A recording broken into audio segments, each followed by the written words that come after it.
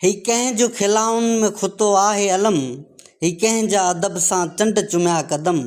ही अशरफुल मखलूक एहसन ए तकवीम उस्ताद आ, उस्ताद जी अज़मत जो कसम, उस्ताद जी अज़मत जो कसम।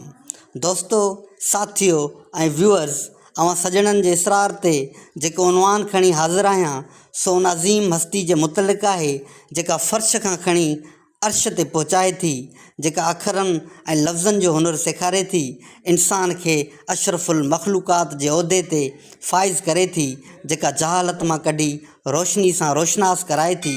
यानी मुंहिंजो मौज़ू आहे उस्तादनि जो आलमी ॾींहुं 5 अक्टूबर।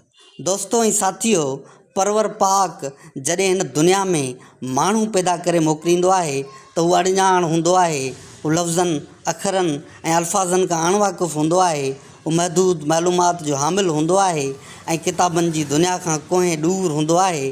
तॾहिं जेका हस्ती खेसि शऊर ऐं सम्झ जी दुनिया में दाख़िल कंदी आहे, जेका हस्ती संदसि हथ खे पकड़े इल्म खां आशना कंदी आहे, उहा हस्ती संदसि रोशन मुस्तक़बिल जा बुनियाद ॿधंदी आहे।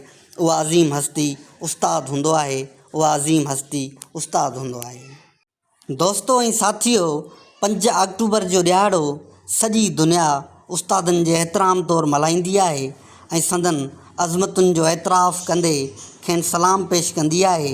मगर ॾिठो वञे त फ़क़ति हिकु ॾींहुं न पर उस्तादनि खे लखे सलाम पेश कया वञनि तॾहिं बि संदनि अहसान जो बदिलो चुकाए नथो सघिजे, छो त उस्ताद पंहिंजे शागिर्दनि जे लाइ उन ॾीए मेणबती जीअं जीअंदा आहिनि जेके पाण जली ॿियनि लाइ जापो बणिजंदा आहिनि, जेके पाण जली ॿियनि लाइ सुहाओ बणिजंदा आहिनि।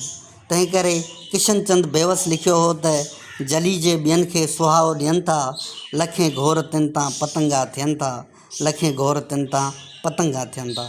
अलाफ़िज़ दोस्तो, आख़िर में जेकॾहिं तव्हांखे वीडियो पसंदि आई त वीडियो खे लाइक करणु, कमेंट करणु ऐं चैनल खे सब्सक्राइब करणु न विसारिजो। असां सां जुड़िया रहिजो। अलाफ़िज़।